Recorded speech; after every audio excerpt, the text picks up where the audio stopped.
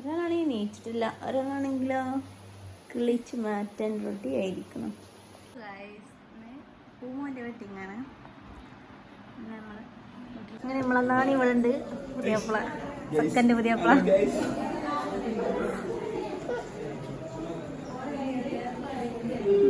വേറൊരു പുതിയ ഇവിടുണ്ട്. കല്യാണം നിക്കാവും ഒരുമിച്ചാണ്, ഒരു ദിവസം തന്നെയാണ്. 9 ഞങ്ങൾ പോകാൻ നിൽക്കുന്നത്. 2 മണിക്കൂറോളം അവളെ വീട്ടിലേക്ക് യാത്ര ഉണ്ട്. ഉച്ചയ്ക്ക് അവളെ വീട്ടിലും വൈകുന്നേരം ഇവിടെ ഞങ്ങളെ വീട്ടിലാണ് ഫങ്ഷൻ നടത്താൻ വിചാരിച്ചിട്ടുള്ളത്. എല്ലാവരും മാറ്റി വന്നിട്ടുണ്ട്. അങ്ങനെ എല്ലാവരും വണ്ടി വെയിറ്റ് ചെയ്ത് നിൽക്കുകയാണ്.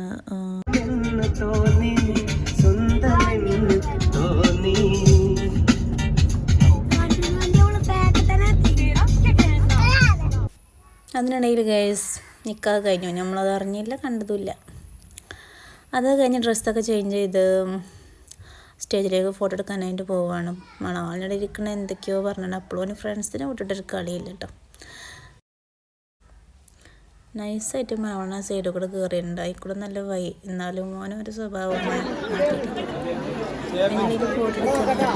ഫോട്ടോ എടുക്കാൻ വെയിറ്റ് ചെയ്ത്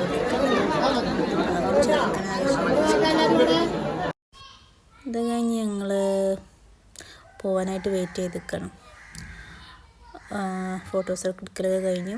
ഞങ്ങൾ ഫസ്റ്റ് പോകണം, അവർ വീട്ടിലേക്ക് വരുമല്ലോ. അപ്പോൾ ഓലെ വെൽക്കം ചെയ്യാനായിട്ട് ഞങ്ങൾ നേരത്തെ തന്നെ വീട്ടിലേക്ക് പോകാൻ വേണ്ടിയിട്ട് എല്ലാവരും വെയിറ്റ് ചെയ്തുകൊണ്ടിരിക്കും.